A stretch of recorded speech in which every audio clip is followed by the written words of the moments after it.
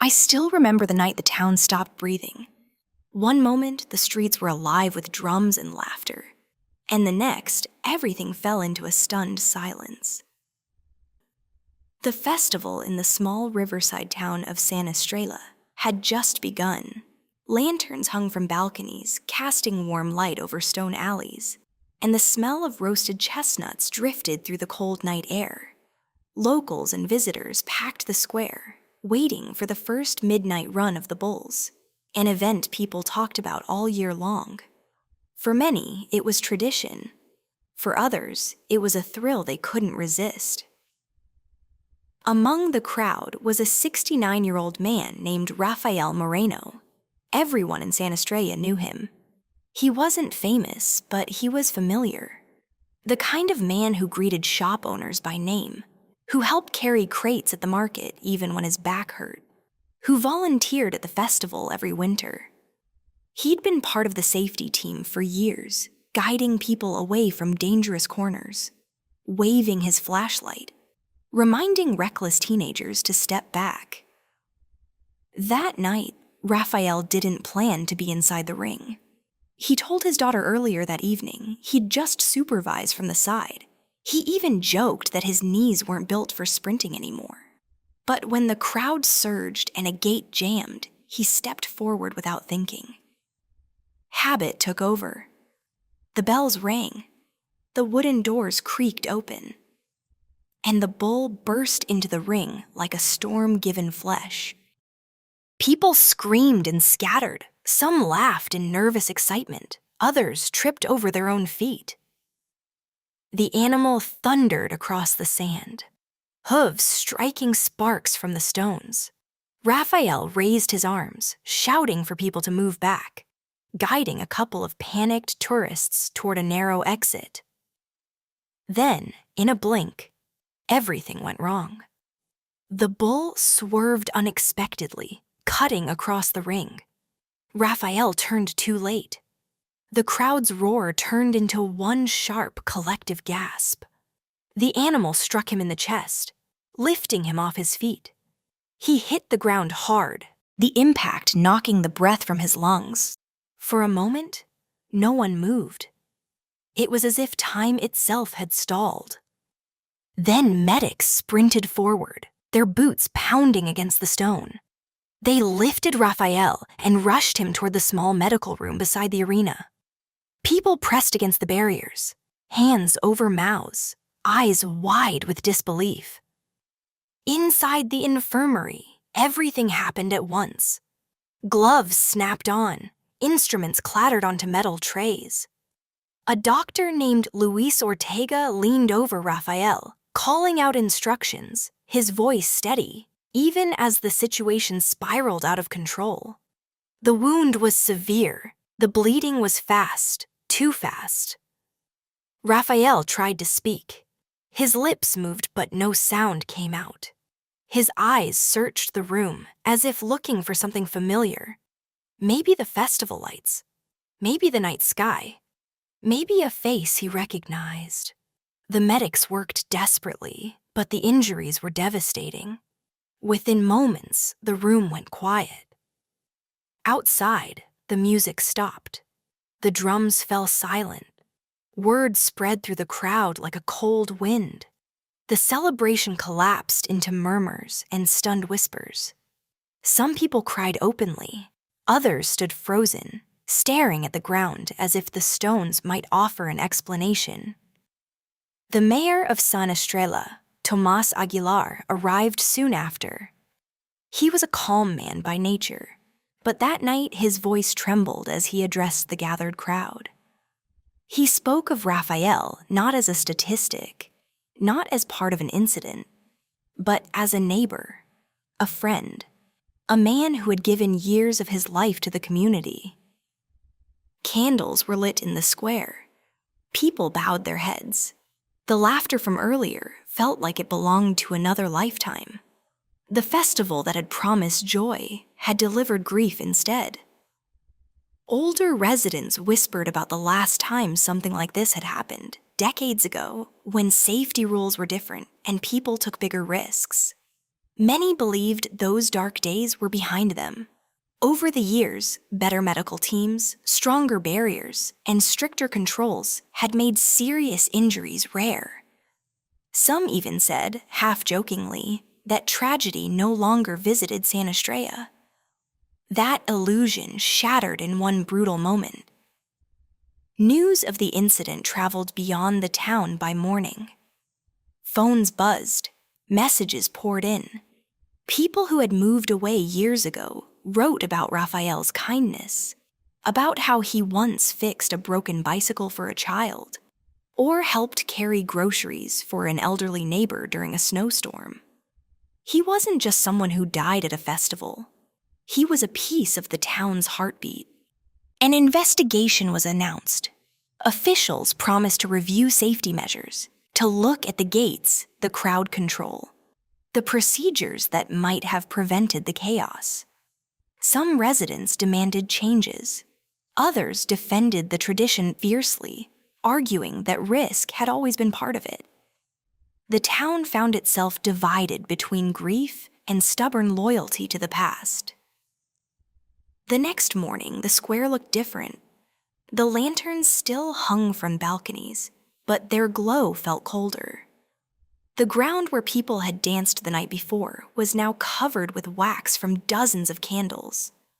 Raphael's daughter stood among the crowd, holding her mother's hand, her eyes dry but distant, as if she had cried all the tears she had. She spoke quietly to a reporter, saying her father loved the festival. He believed in protecting people, not in chasing danger. He never thought the night would end like this. If this story is touching you right now, take a moment to show your support by liking this video and subscribing to the channel. Your support helps keep these real human stories alive. As the town prepared to decide whether the festival should continue, the question lingered in the air. How many times does tradition get to flirt with danger before the cost becomes too high? Some said the bulls would run again, because that's what they'd always done. Others wondered if honoring Raphael meant changing the very thing he worked to keep safe. That night in San Estrella became more than an accident. It became a line in the town's history, a before and an after. And for everyone who stood in that square, the sound of bells would never feel the same again.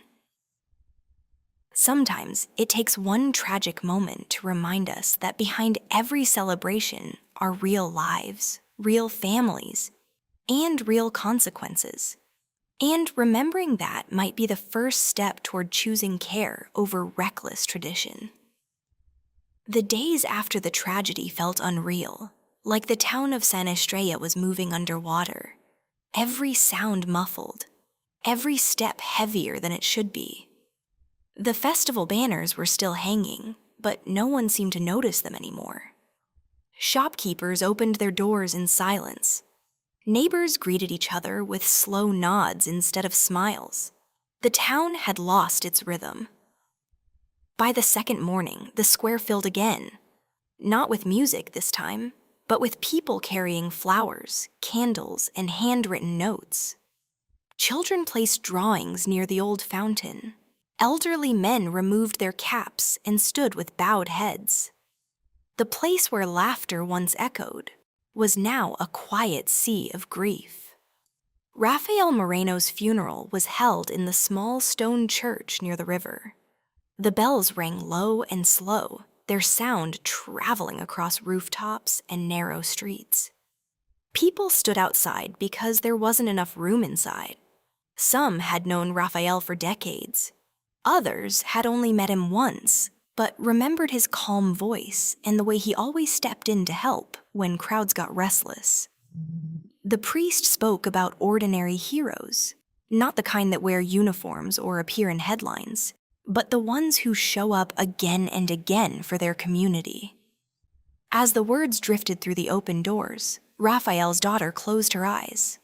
In her mind, she saw her father waving his flashlight at the festival, telling people to stay safe, laughing when they rolled their eyes at him. After the funeral, the town council gathered behind closed doors. The mayor, Tomas Aguilar, sat at the head of the table, staring at a document he couldn't bring himself to read. Around him were organizers, safety officers, and business owners who depended on the festival for their yearly income. The room was tense. Every person there knew that whatever decision they made would change San Estrella forever. Some argued that canceling the festival would mean letting fear win. They spoke about history, about how the town had survived wars, floods, and hard winters. Others raised their voices, saying that history shouldn't be an excuse to ignore reality. They talked about the broken gate, the crowded entrance, the moment when chaos had turned deadly. The safety chief admitted that while protocols existed, they hadn't been followed perfectly that night. The gate should have opened smoothly. The crowd should have been thinner near the ring. Small mistakes had stacked on top of each other until there was no room left for luck. Outside the building, rumors spread like wildfire. Some said the festival would be shut down forever. Others claimed the event would continue in a few days as planned. The uncertainty weighed on everyone. Families argued at dinner tables. Friends avoided the topic because it was too painful. Meanwhile, visitors who had come for excitement found themselves trapped in a town of mourning. A young traveler named Lucas, who had been in the crowd that night, couldn't sleep. Every time he closed his eyes, he heard the sudden silence after the impact. He replayed the moment over and over, wondering if he could have done something, shouted sooner, moved faster, warned someone. Lucas eventually walked to the riverbank at dawn, watching the water flow past the quiet town. He realized that he had come to San Estrella chasing adrenaline, but he was leaving with a heavy lesson about consequences. The thrill he had wanted now felt small compared to the weight of a family's loss. On the fourth day, the mayor finally stepped onto the steps of the town hall to speak. The crowd gathered slowly, drawn by the sound of his voice through the speakers. He didn't use dramatic words. He didn't promise easy solutions. He simply said that the festival would be paused. Not ended forever, but stopped until serious changes could be made. Stronger barriers, fewer participants inside the ring, mandatory safety training for volunteers, no exceptions. Some people clapped in relief. Others shook their heads in frustration. A few turned away in silence. The decision didn't heal the wound in the town's heart, but it acknowledged that the wound was real. Over the following weeks, something unexpected happened. Neighbors began checking on each other more. Teenagers who once mocked the safety volunteers started helping with crowd control at smaller events. Shop owners placed water and first aid kits near their doors during gatherings. It was as if Raphael's absence had quietly changed how people saw their responsibility to one another. Raphael's daughter returned to the square one evening, just as the sun dipped behind the rooftops. The lanterns were still there, but now they were unlit. She stood where her father had fallen and took a slow breath. The square no longer felt like a place of terror to her.